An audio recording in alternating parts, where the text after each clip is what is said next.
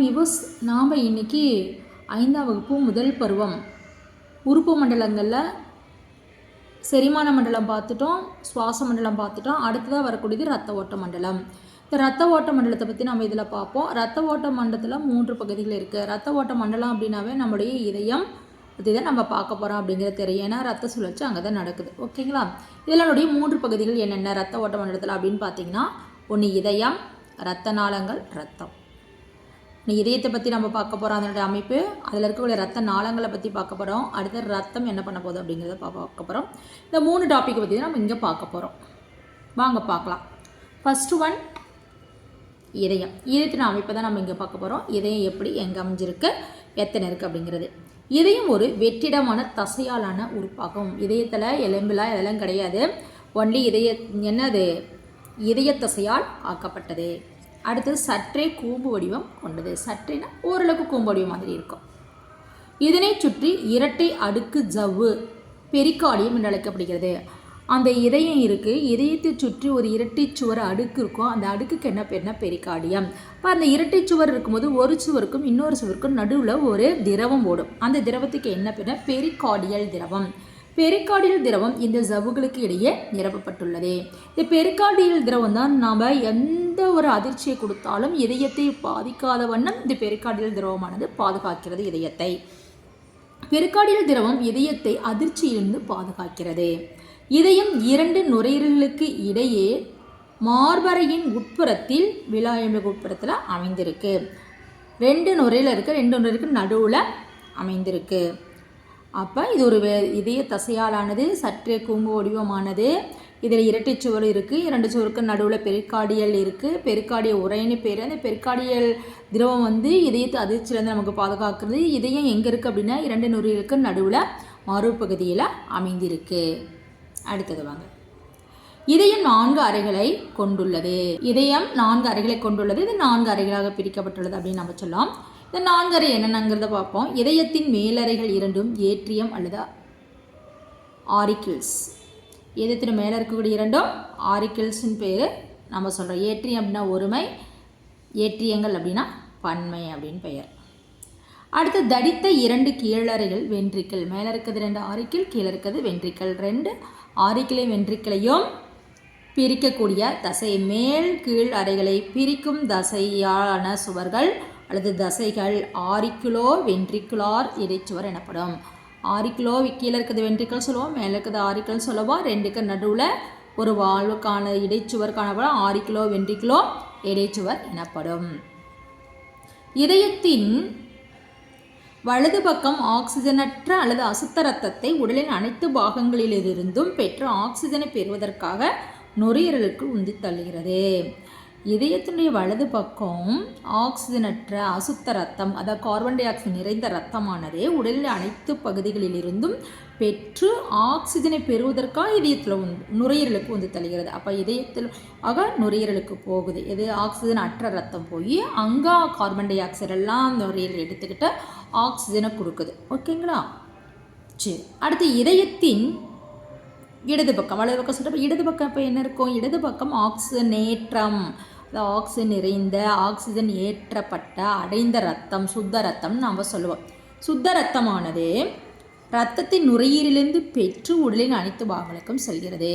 அப்போ வலது பக்கம் ஆக்சிஜன் இல்லாத அசுத்த ரத்தம் இதயத்துக்குள்ளே நுரையீரலுக்கு தள்ளுது. நுரையீரலிருந்து கார்பன் டை ஆக்சைடு எல்லாம் கொடுத்துட்டு ஆக்சிஜனை எடுத்துக்கிட்டு இதயத்தின் இடது பக்கம் என்ன செய்யுது? எல்லா ரத்தமும் மற்ற உடலின் அனைத்து பாகங்களுக்கும் செல்கிறது. சுத்த ரத்தமானது ஆக்சிஜன் ஏற்றப்பட்ட ரத்தம். அப்போ இது எல்லாமே இதயத்தினுடைய அமைப்பு. இதயமானது இதய தசையால் ஆக்கப்பட்டுள்ளது. சற்றே கூம்பு வடிவமானது. மேலே இருக்கிறது 2 ஆரிக்கிள், கீழே இருக்கிறது 2 வென்ட்ரிக்கிள், நடுவில் 2க்கு 2 ஒரு இடைச்சுவர் இருக்கிறது. ஆரிக்கிளோ வென்ட்ரிக்கிளோ இடைச்சுவர்னு சொல்லுவோம். இதயத்தை சுற்றி ஒரு இரட்டை சுவர் காணப்படுகிறது. பெரிகார்டியன் பேர். பெரிகார்டியத்துக்கு நடுவில் ஒரு பெரிகார்டியல் திரவம் இருக்குது. அது இதயத்தை அதிர்ச்சியிலிருந்து பாதுகாக்கிறது. மொத்தம் 4 அறைகள், மேலே 2 கீழே 2. வலது பக்கம் ஃபுல்லாக ஆக்சிஜன் இல்லாத இரத்தமானது உடலில் அனைத்து பாகங்கள் எடுத்துகிட்டு வந்து இதயத்துக்குள்ளே போய் நுரையீரலுக்கு போகுது. நுரையீரலேருந்து ஆக்சிஜன் நேற்ற இருக்கக்கூடிய இரத்தமானது இதயத்தினுடைய இடது பக்கம் உடலினுடைய அனைத்து உறுப்புகளுக்கும் செல்கிறது. இதுதான் நம்முடைய இதயத்தை பற்றி நம்ம பார்க்க போகிறது. அடுத்து நம்ம எதை பார்க்க போகிறோம்? இரத்த நாளங்கள்.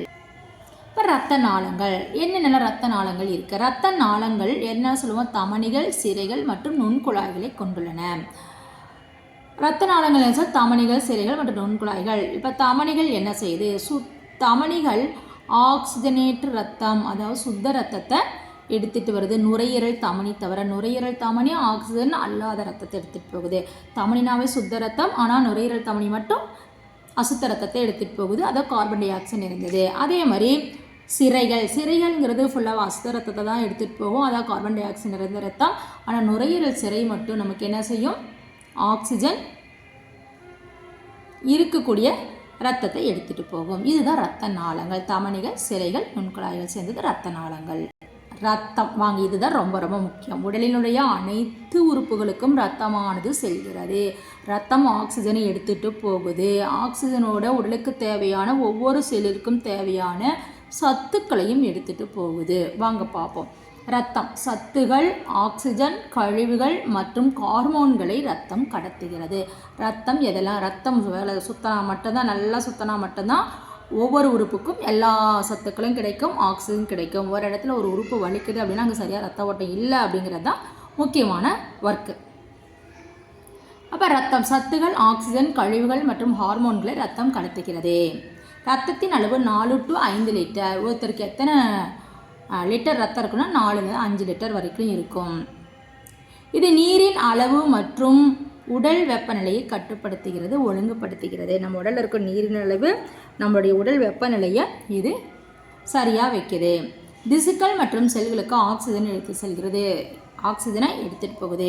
இறுதியாக நுரையீரல் அடைந்து திரும்பவும் ஆக்சிஜனை பெறுகிறது.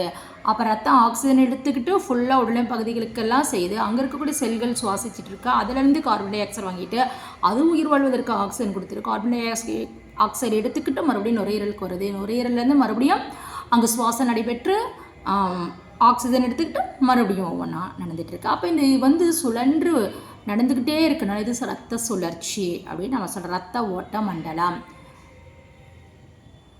அடுத்த பிற தகவல்கள். இது என்னென்ன இன்னும் வேறு தகவல்களாக நமக்கு இருக்குங்கிறத பார்ப்போம். கரப்பான் பூச்சி ரத்தம் எப்படி இருக்குன்னா வெள்ளைன்னு சொல்லுவாங்க, நிறமற்றது அப்படின்னு நம்ம சொல்லலாம். சில வகையான விலங்குகள் ரத்தமானது நீல நிறத்தில் இருக்குது. ஏன் நீல நிறத்தில் இருக்குது அப்படின்னு பார்த்தீங்கன்னா, தாமிரத்தை அடிப்படையாக கொண்ட ஹீமோசயனின் என்ற புரதம் ஆக்சிஜனோடு இணையும் போது ரத்தம் நீல நிறமாக மாறுகிறது.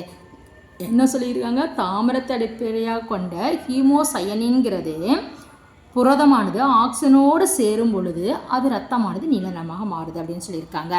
இது எங்கெல்லாம் இருக்குன்னா, நண்டுகள், முதுகெலும்பு இல்லாத நண்டுகள், இதிலெல்லாம் நமக்கு என்ன இருக்குது? நீல நிற ரத்தமானது இருக்குது. அடுத்து நாடி துடிப்பு. நாடி துடிப்பு 15 செகண்ட்ஸுக்கு தான் நாம் கண்டுபிடிச்சோம். அதை 4ஆல் பெருக்கணும். இப்போ டாக்டர்ஸ்லாம் போனால் உடனே பார்த்துட்டு உடனே சொல்லிடுறாங்க. அப்போ அவங்க 15 செகண்டு தான் பார்ப்பாங்க. 1 நிமிடம் 4 × 15 60 செகண்ட். 15 செகண்டுக்கு பார்த்தா 60 செகண்டுக்கு நம்ம கணக்கு போட்டுக்கணும். அப்போ இது எங்கெங்கே பார்க்கலாம் அந்த நாடி துடிப்பு அப்படின்னா, மணிக்கட்டில் பார்க்கலாம். மணிக்கட்டு அப்படிங்கும்போது வலது கையில் நடுவிரலின் அடிப்பகுதியில் மணிக்கட்டில் வச்சு பார்ப்பாங்க. அடுத்து கழுத்து பகுதியில் காதிற்கும் தாடையின் எலும்பிற்கும் கீழாக வச்சு பார்க்கும்போது நாடி துடிப்பானது நமக்கு தெரியும். அப்போ இதெல்லாமே நமக்கு இரத்த ஓட்ட மண்டலத்தில் கொடுக்கக்கூடிய கருத்துகள். Thank you viewers.